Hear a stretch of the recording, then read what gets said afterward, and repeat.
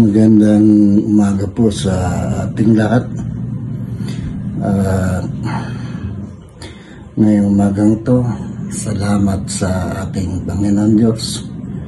Binangon tayo, taglay ang buhay at lakas kahit ganito, may edad na. Pero nandiyan pa rin yung awa ng ating Panginoon Diyos na ibinibigay sa atin. At ngayon, muli tayong gagawa para naman sa ganun maging maayos yung ating kapaligiran. Pero unahin ko muna yung pagdilig kasi napakainit ng panahon. Dapat ay ma-press-con na umaga yung mga halaman para mabuhay sila ng maayos. Muli, magandang umaga sa atin. Sabi nga sa Korea, anyo haseyo. Wow! Sa wikang Hapon, ohayo gozaimasu. Sa Czech, xiao xiang hao. Sa Bicol, mahina umaga. Sa Barnica, sorry, hindi ko na po alam. Sige po. Kinakailangan ay dilig tayo ng halaman para hindi lamang tayo ang maging maayos.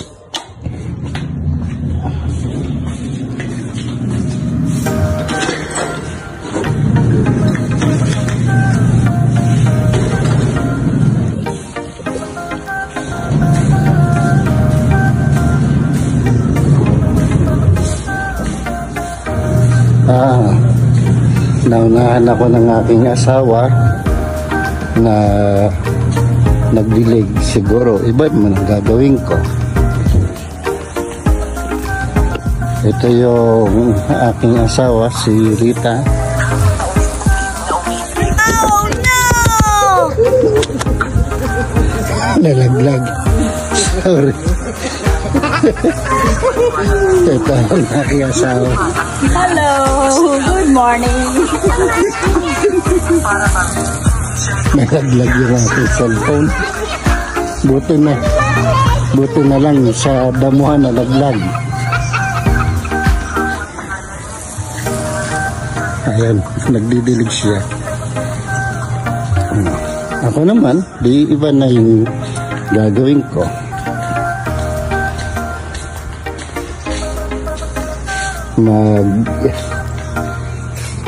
Maglilinis naman ako ng ihawan.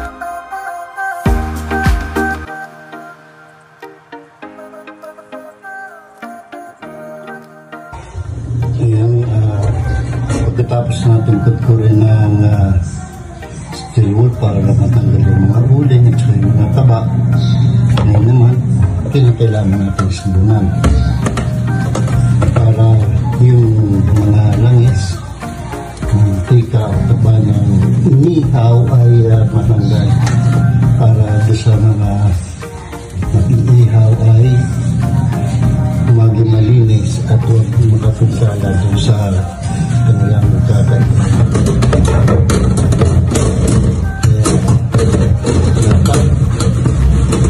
Maging tayo sa ating ginagamit lalo na sa ating lutuan para maiwasan yung pagkakaroon ng sakit ng tao. So, pagkatapos kong magsabon, babalik na natin ito sa ihawan.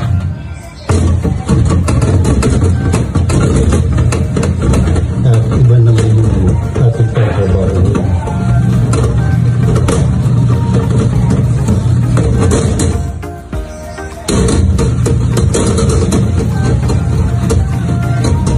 Ayan, pagkatapos na maubos yung tubig sa sumunod, ang naman ang ating linisin para magkaroon ng panibagong malinis na tubig.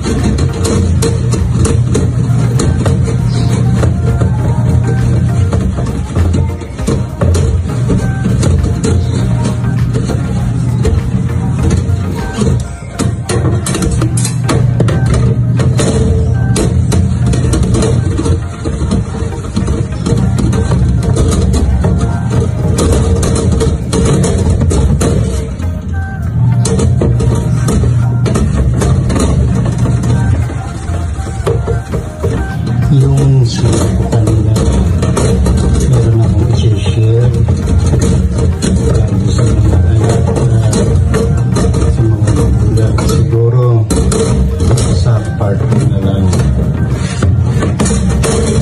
Kaya mahalaga masulat ito ng mga anak sa magulang para maging gabay habang tayo ay nabubuhay dito sa mabuhay mundo. Ang buhay kasi ng tao ay kaya hirap nahuli yung pagpapayo, nahuli yung kaunawaan.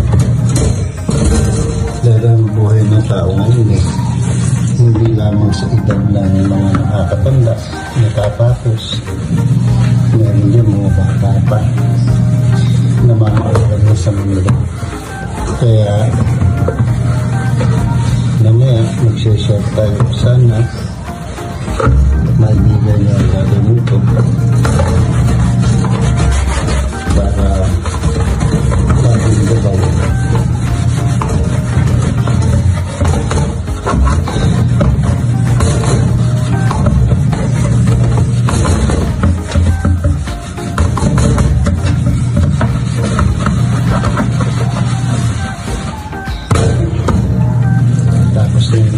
Sa sabon,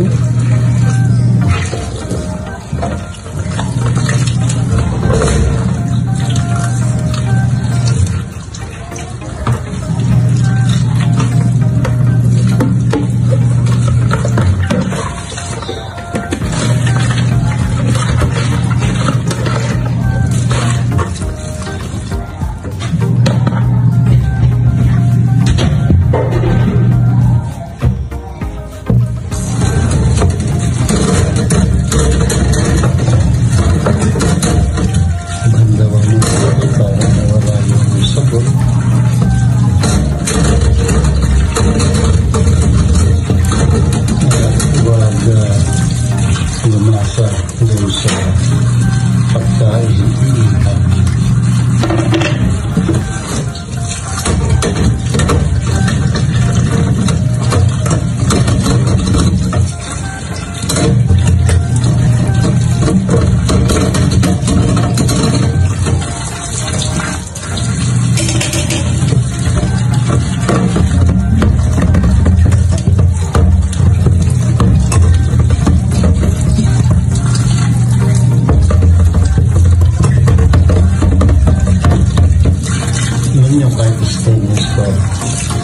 Pati yung panay-panay ang gamit. Nasusunog din. Nagkakaroon siya ng itim. Kaya ang nangyayari ay hindi na matanggal yung kulay itim.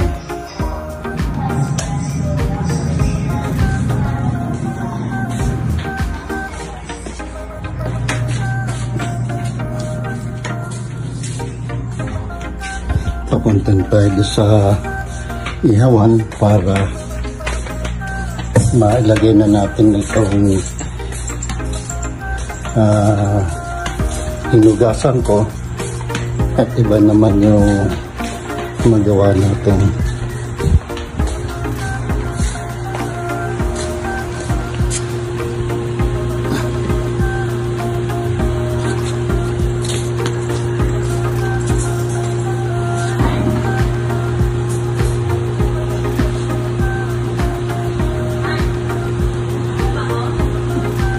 Vamos. Bahala ka, hindi ko alam sa'yo. Ano sa wallet ko?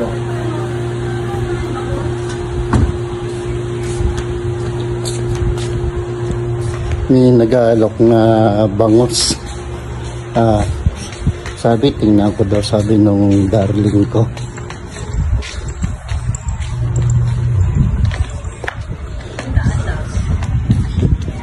Gaano karami? Tersupot.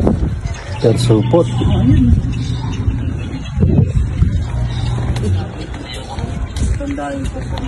Anong luto dito? Sobrang liliit pala. Kaya nga, sabi ko sa'yo, tingnan mo eh. Kita. Pahihitin ba? Paksi, pwede di ba?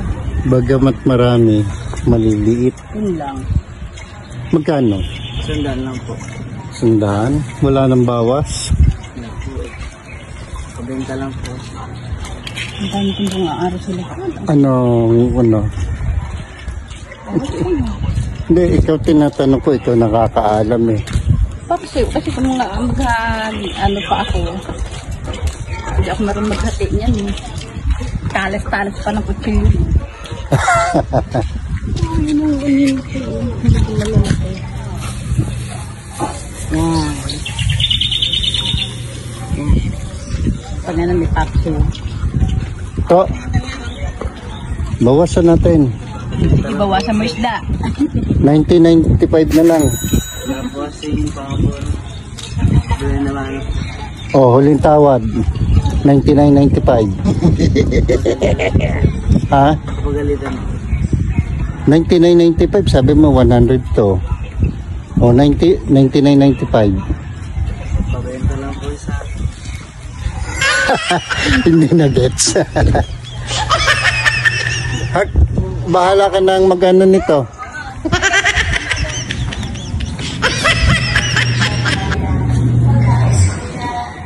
Hindi na gets yung sinabi ko na 99.95 kasi 100 daw yung bangos.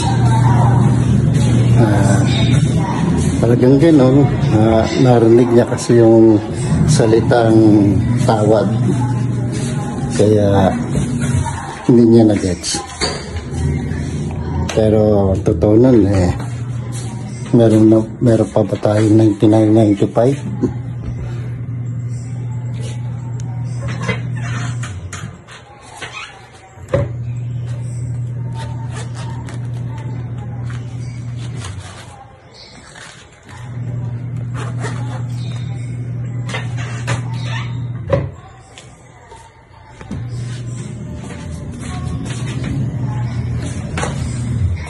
Marami na rin akong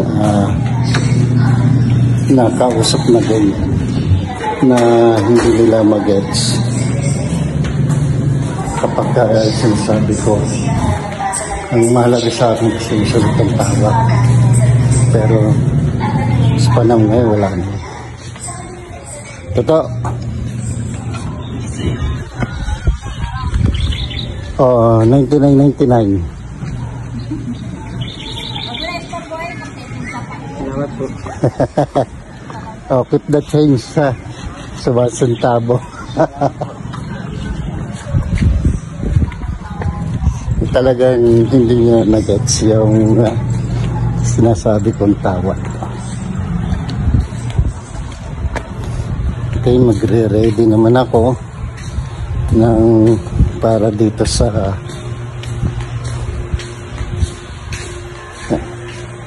malapit nang maubos yung tubig. Ayan. Pero ihanda ko na rin yung gaganito.